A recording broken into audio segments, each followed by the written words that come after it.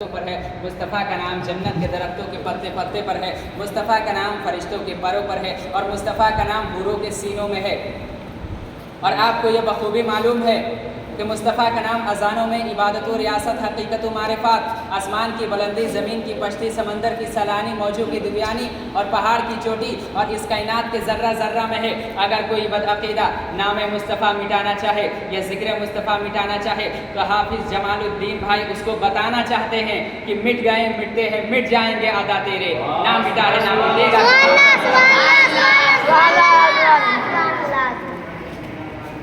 तो जन्नत मेरे सरकार की है, आका अपने मानने वालों को जन्नत अता फरमा रहे हैं। बहुत ही प्यारी हदीस पाक मिशकात शरीफ किताबुल हौज़ व सफ़ा सफ़ा नंबर 494 की हदीस पाक है। यकीनन मुलाज़ा करेंगे तो तबीयत बाग बाग हो जाएगी। हज़रत अनस जलीलुल क़द्र सहाबी हैं, वो फरमाते हैं कि आका करीम सल्लल्लाहु अलैहि वसल्लम तशरीफ़ फरमाते, सहाबा इकराम की अंजुमन लगी हुई थी, क़यामत का ज़िक्र हुआ, मिज़ान अमल का ज़िक्र हुआ, पुल सिरात का ज़िक्र हुआ, हौज़ कौसर का ज़िक्र हुआ। तो आका करीम सल्लल्लाहु अलैहि वसल्लम ने इरशाद फरमाया कि अल्लाह ताला मुझसे वादा फरमा लिया है कि 4 लाख गुनहगारों को बगैर किसी हिसाब व किताब की जन्नत में भेज दिया जाएगा। इस नियत से सुभान अल्लाह बोलिए कि अल्लाह ताला 4 लाख लोगों में हम सारे लोगों को शामिल फरमा ले। बोलिए मोहब्बत से हज़रत सिद्दीक़ अकबर खड़े हो गए और गुजारिश की, या रसूल अल्लाह, मेरी माँ मेरी बाप आपके कदमों पे कुर्बान, जन्नत आपकी है, मालिक जन्नत आप है। आज अल्लाह ताला 4 लाख लोगों का वादा फरमा लिया है, अपनी तरफ से कुछ बढ़ा दिया जाए। आका से सिद्दीक़ अकबर गुजारिश कर रहे हैं, आका अपनी तरफ से कुछ बढ़ा दिया जाए। आका ने मुस्कुरा दिया।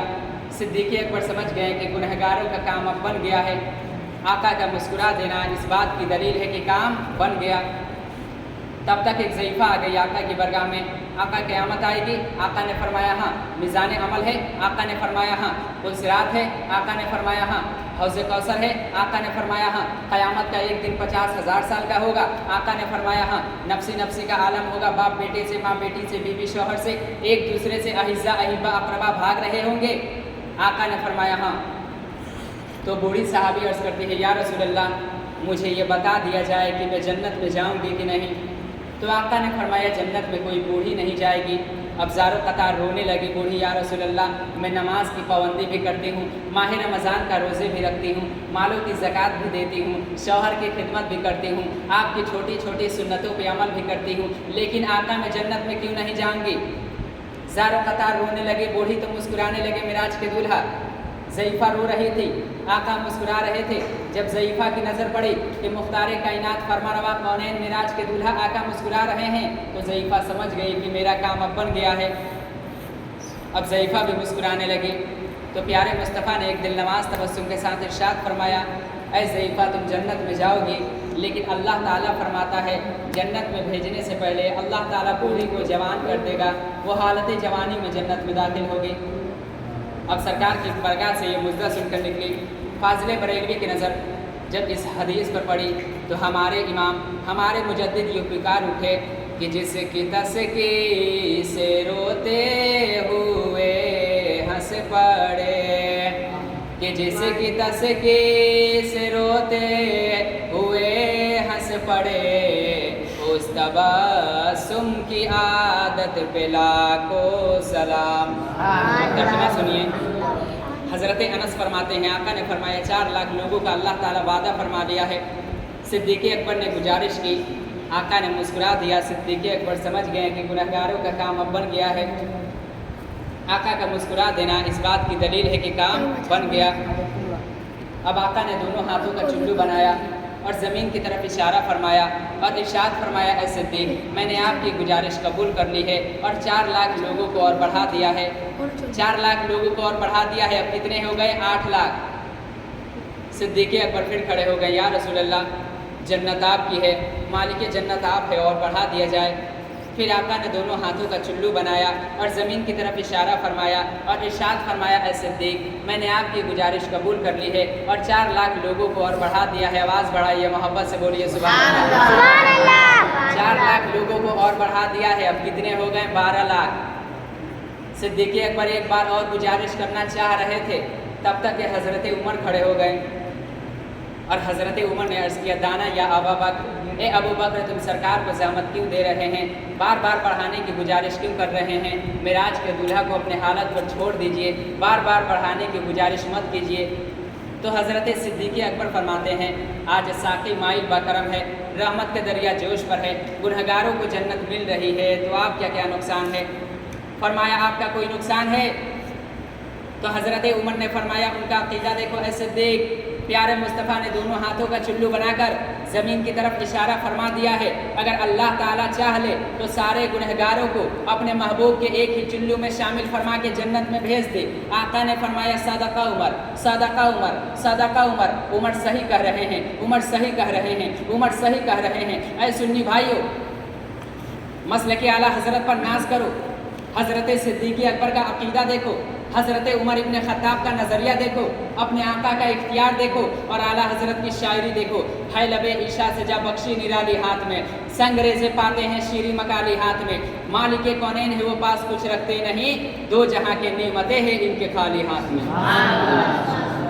اور فرماتے ہیں فاضل بریلوی کہ ہاتھ جی سمت اٹھا غنی کر دیا، کہ ہاتھ جی سمت اٹھا غنی کر دیا، موج بہر سماحت پہ لاکھوں سلام۔ کہاں دیکھیں کہ اپنے آقا کے تصرف کو۔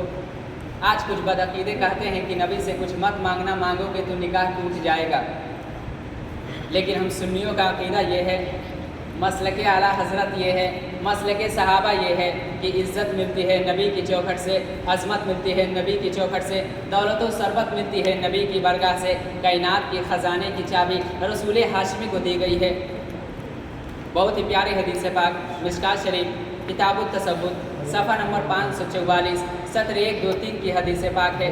حضرت جابر رضی اللہ تعالیٰ عنہ فرماتے ہیں کہ آقا کریم صلی اللہ تعالیٰ علیہ وسلم تشریف فرماتے، صحابہ اکرام کی انجمن لگی ہوئی تھی، تب تک ایک صحابی آ گئے آقا کی برگاہ میں، یا رسول اللہ میں بھوکا ہوں، میری بیوی بھوکی ہے، میرے بچے بھوکے ہیں، شدت بھوک سے ہم پریشان ہیں، آقا میں آپ کی برگاہ میں اس لیے حاضر آیا ہوں کہ کھانا دیجئے۔ صحابی عرض کر رہے ہیں آقا میں آپ کی برگاہ میں اس لیے حاضر آیا ہوں کہ کھانا دیجئے۔ اب حضرت جابر فرماتے ہیں تھوڑا سا جو تھا، پیارے مصطفیٰ نے عطا فرمایا اور ارشاد فرمایا جو 20 کا روٹیاں پکا کر تم بھی کھانا، اپنے بیوی کو بھی کھلانا، اپنے بچوں کو بھی کھلانا، پڑوسیوں کو بھی دے دینا، اللہ کی راہ میں صدقہ بھی کر دینا، غربا مسکین مفلسوں خلاص مل جائے تو غریبوں کو بھی دے دینا، اور مچل جانا تو درود کا نذرانہ بھیج دینا۔ عقیدت سے بولے سبحان اللہ۔ اب صحابی جو لے کر اپنے گھر پہنچ گئے اور فرماتے ہیں کہ جو 20 کا روٹیاں پکا کر میں بھی کھاتا تھا، میری بیوی بھی کھاتی تھی، میرے بچے بھی کھاتے تھے، اللہ کی راہ میں صدقہ بھی کرتا تھا، پڑوسیوں کو بھی دیتا تھا، لیکن دست مصطفیٰ کی برکت یہ تھی کہ جو میں کبھی کمی نہیں ہوتی تھی۔ توجہ کرنا حضرات، آج کچھ بدعقیدے کہتے ہیں نبی سے کچھ مت مانگنا، مانگو گے تو نکاح ٹوٹ جائے گا، لیکن ہم سنیوں کا عقیدہ یہ ہے، مسلک اعلیٰ حضرت یہ ہے، مسلک صحابہ یہ ہے کہ عزت ملتی ہے نبی کی چوکھٹ سے، عظمت ملتی ہے نبی کی چوکھٹ سے۔ فرماتے ہیں وہ صحابی کئی کنٹل جو میں نے تقسیم کر دیا، لیکن دست مصطفیٰ کی برکت یہ تھی کہ جو میں کبھی کمی نہیں ہوتی تھی۔ لیکن حتیٰ قالہ صحابی نے ایک دن جو کو ناپ لیا، وزن کر لیا، پیمائش کر لی، فنی جو ختم ہو گیا۔ اب آ گئے روتے ہوئے آقا کی برگاہ میں، یا رسول اللہ میری ماں میری باپ آپ کے قدموں پہ قربان، آپ نے جو عطا فرمایا تھا ایک زمانے تک ہم استعمال کرتے رہیں، آج میں نے ناپ لیا ہے تو جو ختم ہو گیا ہے، آج میں نے ناپ لیا ہے تو جو ختم ہو گیا ہے۔ تو پیارے مصطفیٰ نے فرمایا لو لم تقلہ منہ لاقلت منہم ولقام لکم، ناپنے کا مطلب یہ ہے، پیمائش کا مطلب یہ ہے، وزن کرنے کا مطلب یہ ہے کہ تیرا بھروسہ اٹھ گیا، تیرا ایمان کمزور ہو گیا، اگر تو نہ ناپ دے تو قیامت تک نسلاً بابا نسل تیری اولادیں کھاتی، لیکن جو میں کبھی کمی نہیں ہوتی۔ اب پڑھے لکھے لوگوں کی خاص توجہ کے ساتھ اعلیٰ حضرت کا پیغام پیش کر رہا ہوں کہ تختیہ دل پر لکھ کر لے جانا، نبی کا دیا ہوا سامان اگر کوئی صحابی ناپ لے تو سامان ختم ہو جاتا ہے، اللہ کا دیا ہوا نبی کا علم غیب کوئی ناپ لے تو ناپنے والے کا ایمان ختم ہو جاتا ہے۔ ہماری شبہ زندہ ہے، ہماری شام زندہ ہے، ہمارے دل کے تختی پہ نبی کا نام زندہ ہے، تو جنت میرے سرکار کی ہے، مالک جنت میرے آقا ہیں۔ बहुत ही प्यारी हदीस पाक मिशकात शरीफ किताब तसव्वुर सफ़ा नंबर 84 सत्र 8, 9, 10 की हदीस पाक है।